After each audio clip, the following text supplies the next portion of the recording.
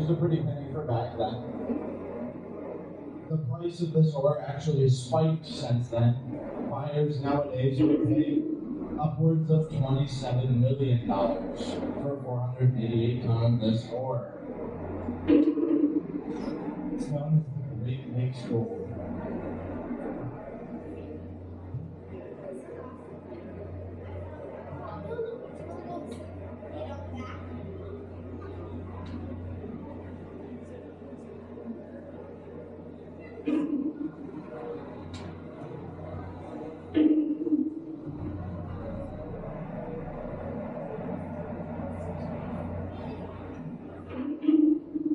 Now, a little bit about the Canadian Salvage Company and how they would have ran their salvage operations is they would have sent a diver down with a bucket attached to a rope. He would have operated from around 10 a.m. to 4 p.m., filling up that bucket and giving a signal. He would have done that for the better part of an entire summer to offload 488 tons of all of this ore. In fact, during that time, that Canadian hard hat diver would have been paid the high wage of about $1 a day. That's pretty similar to my wage right now. I'm hoping by the end of the year, and after seeing the shipwreck another 200 times, it's $1.25.